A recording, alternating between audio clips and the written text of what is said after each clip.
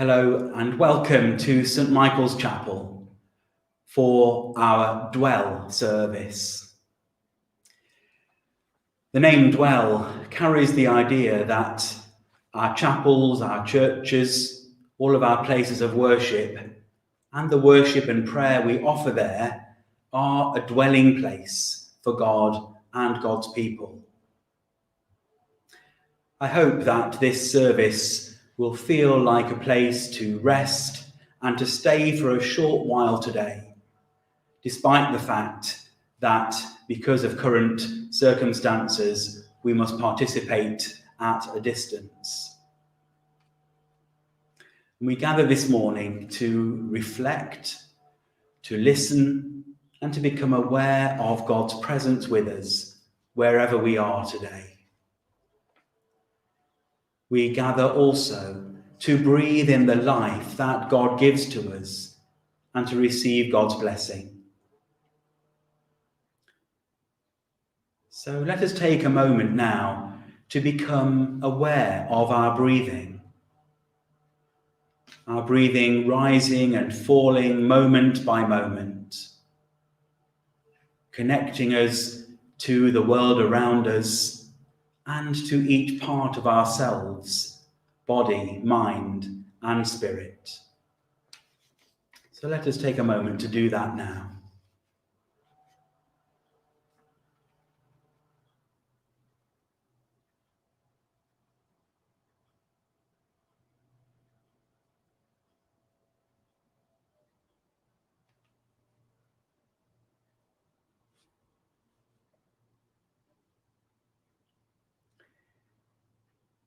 It is said that prayer is like breathing. Both sustain us moment by moment. And it's also said that each breath is like a prayer, reminding us of our dependence on God in every moment of our lives. In a moment, I'm going to sound this singing bowl. It's often used in many spiritual traditions in order to mark the passing of time in a time of prayer, or as a way of leading worshippers into stillness. So when I sound it in a moment, I invite you, as the note fades away, to allow that sound to gradually lead you further into stillness.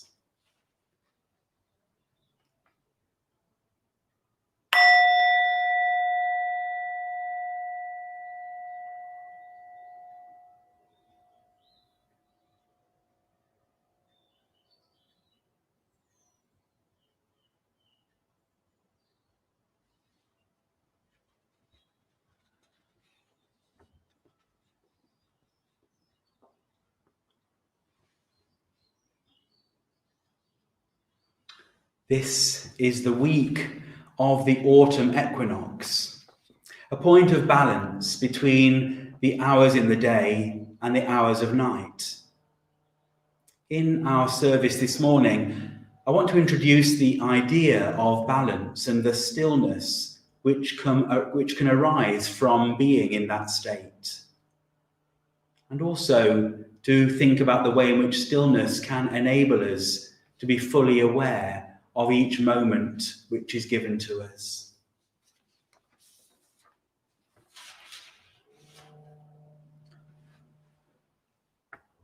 We're now going to hear a prayer from Tess Ward's The Celtic Wheel of the Year, a book in which she explores the changing of the seasons both in the life of the church and in the natural world.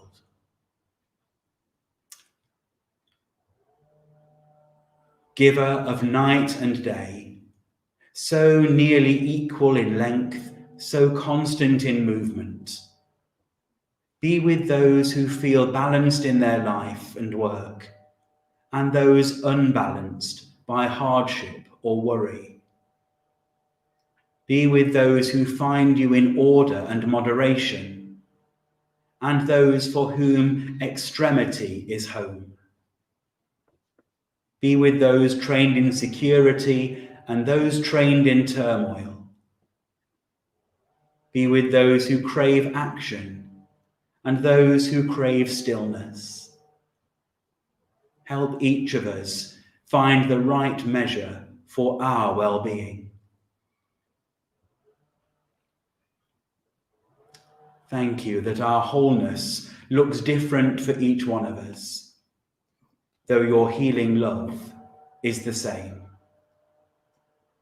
Amen. Amen.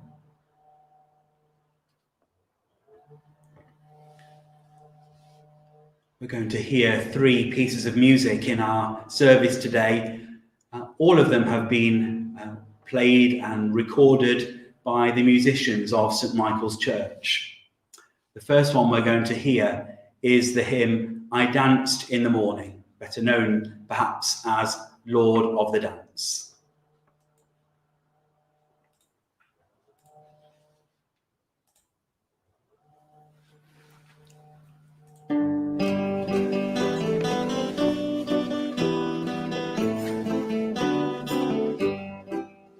I danced in the morning when the world was begun, and I danced in the moon and the stars and the sun.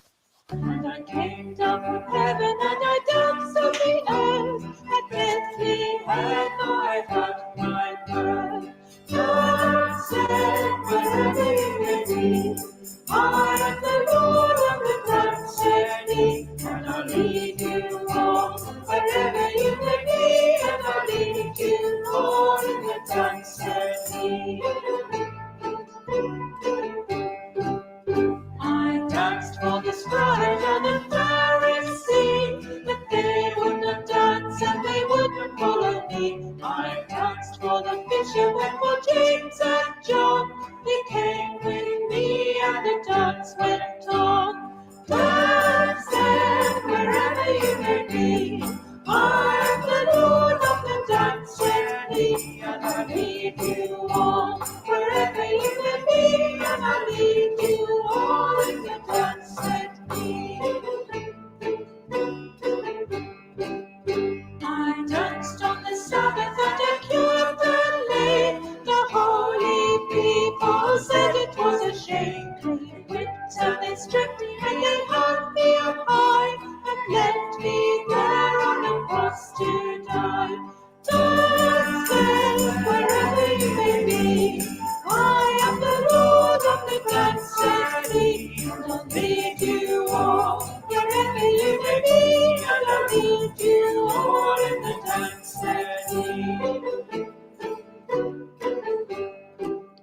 I danced on a Friday when the sky turned black. It's hard to dance with the devil on your back. You buried my body and the thought I'd gone, that I am the dance and I still go on. Dancing wherever you may be, I am the Lord of the dancing, and I'll lead you all wherever you may be, and I'll lead you all in the dancing.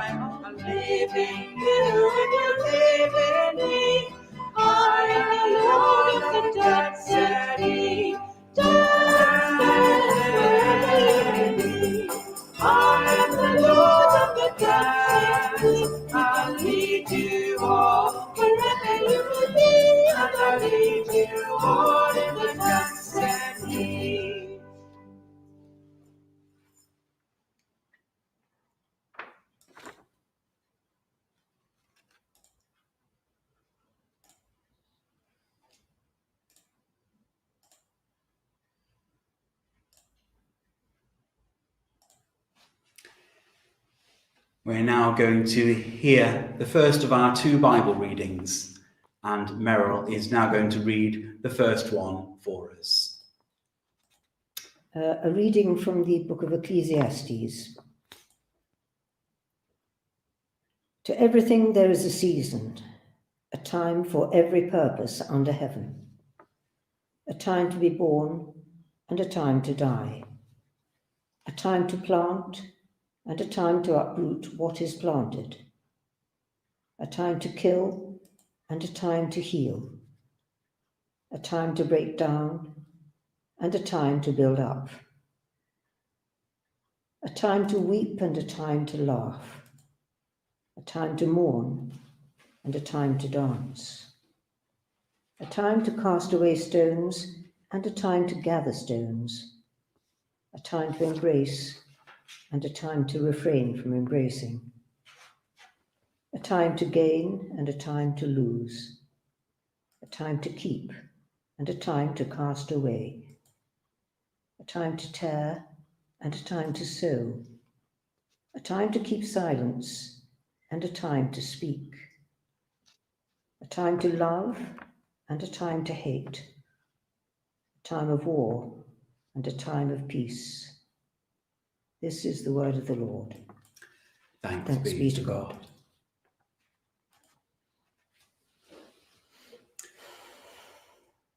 That reading from chapter 3 of the book of Ecclesiastes is probably the best known part of that book.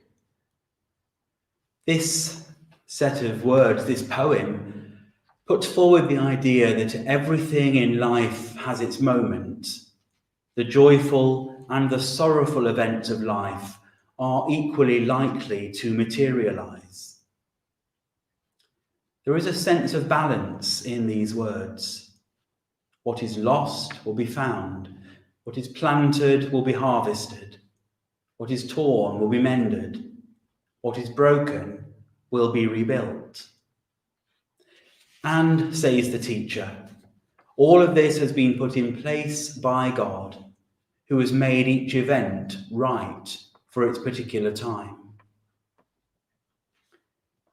This passage suggests an equality between everyday occurrences and once-in-a-lifetime events.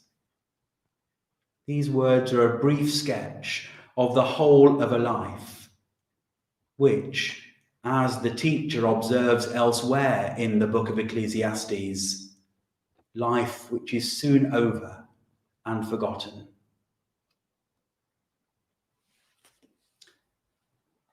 We're now going to hear our second piece of music, the hymn, Father, We Love You.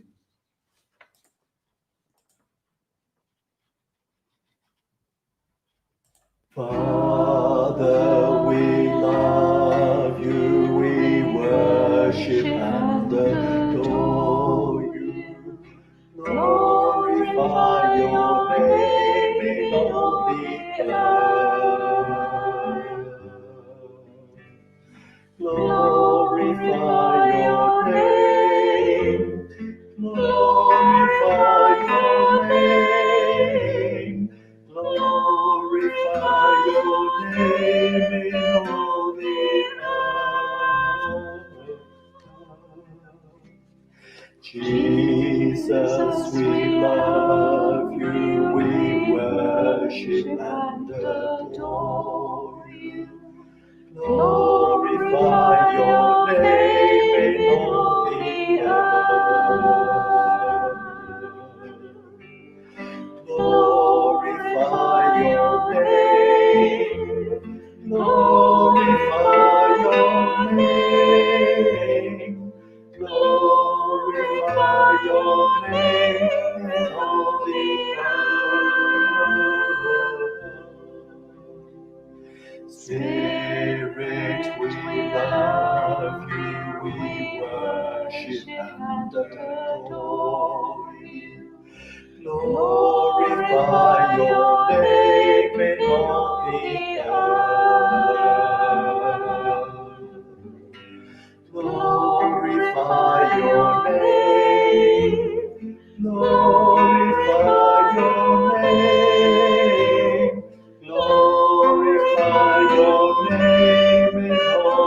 the earth.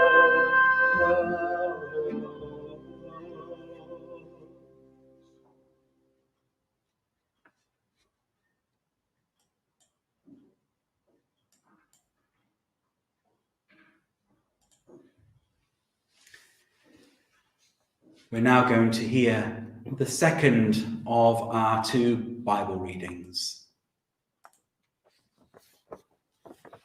A reading from the Gospel of St. John. Jesus said, "Truly, truly, I say to you, he who does not enter by the door into the sheepfold, but climbs up some other way, is a thief and a robber. But he who enters by the door is the shepherd of the sheep. To him the doorkeeper opens, and the sheep hear his voice. He calls his own sheep by name, and he leads them out. When he brings out his own sheep, he goes before them, and the sheep follow him, for they know his voice. Yet they will never follow a stranger, but will run away from him, for they do not know the voice of strangers." Jesus told them this parable, but they did not understand what he was telling them. Then Jesus said to them again, "Truly, truly, I say to you, I am the door of the sheep. All who came before me are thieves and robbers, but the sheep did not listen to them. I am the door. If anyone enters through me, he will be saved and will go in and out and find pasture. The thief does not come except to steal and kill and destroy. I come that they may have life, and that they may have it more abundantly." This is the word of the Lord. Thanks be to God. Thank you, Meryl. As we reflected on that reading from Ecclesiastes a few moments ago, I mentioned the fact that the teacher, the figure who is speaking in the book of Ecclesiastes, thinks of life as something which is very brief and soon forgotten. That may be an extreme view, it may not be our view, but perhaps we can learn something from it and be inspired to live as Jesus declared, and as we heard at the end of our reading just now, life in all its fullness, life in abundance. Dr. Rachel Clark, a specialist in palliative care who works at Catherine House, a hospice in Oxfordshire, said this in a newspaper interview: "We all know we are a spark, a little flash in the pan, and will be obliterated before we know it. We know that, we ignore it, we live our life in spite of it. We squander this incredibly precious commodity, the time slipping through our fingers from the moment we are born." She says, "The most powerful thing I come away from the hospice with every single day is the realization that every moment matters."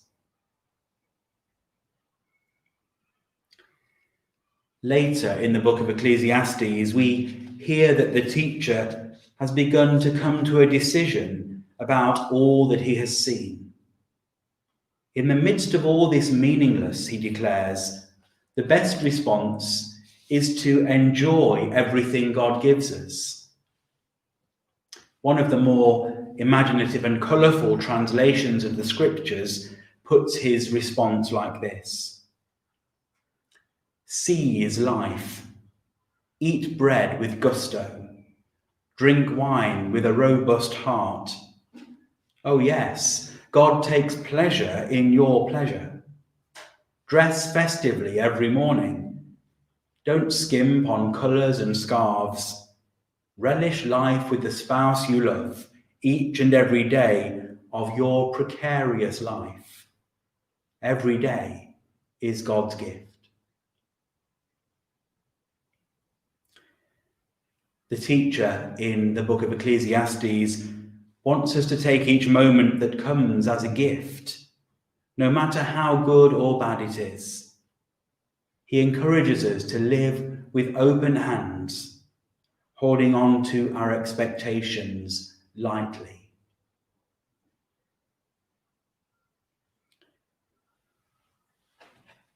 We're going to have a few moments for our own reflections now, and I have a question to suggest that you may find helpful as we think about this idea of balance, of moving from light to dark, and of embracing life and enjoying its abundance. While we ponder the question, there'll be an image on the screen to give us some space for our reflection. So the question I offer is, what do I need to help me to move from the lighter part of the year to the darker part? What do I need to help me to move from the lighter part of the year to the darker part?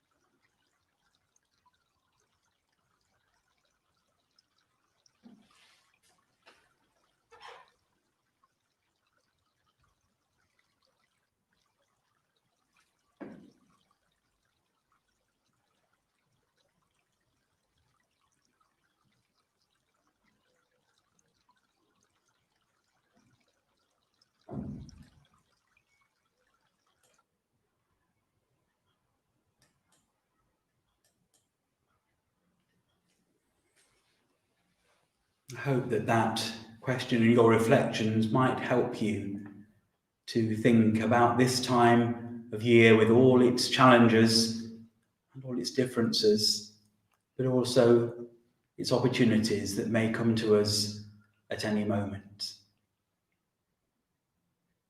We come now to our prayers, in which we can offer this day that lies ahead of us to God. So let us prepare ourselves for the day ahead of us and see the potential that God offers to us. We use the silence in between these short introductions to offer our own prayers to God. We bring to God the concerns of the day.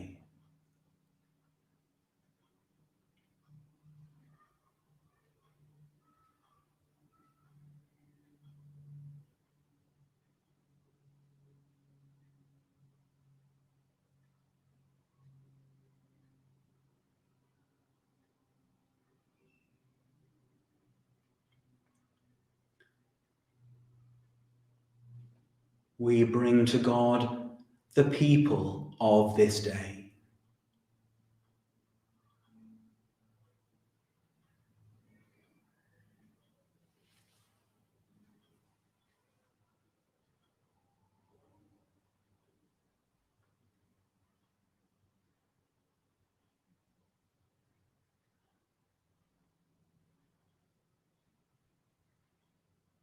We bring ourselves to God.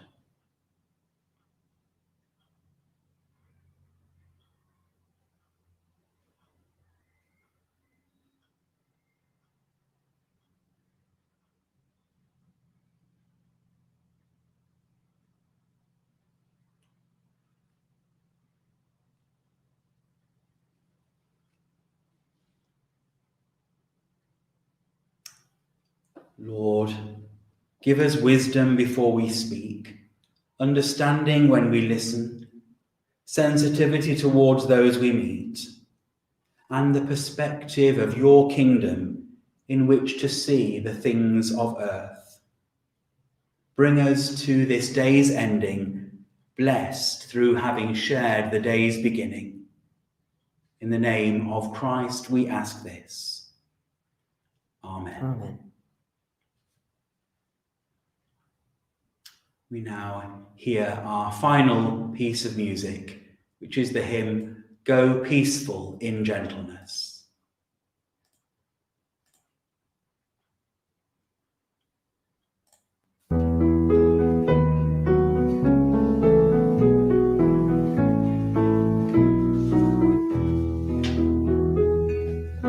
Go peaceful in gentleness through the violence of these days. Give freely, show tenderness in all your ways. Through darkness, in troubled times, let holiness be your aim. Seek wisdom, let faithfulness burn like a flame. God speed you, God lead you, and keep you wrapped around His heart. May you be known by love. Be righteous, speak truthfully, in a world of greed and lies. Show kindness, see everyone through heaven's eyes. God hold you, enfold you, and keep you wrapped around His heart. May you be known by love. May you be known by love.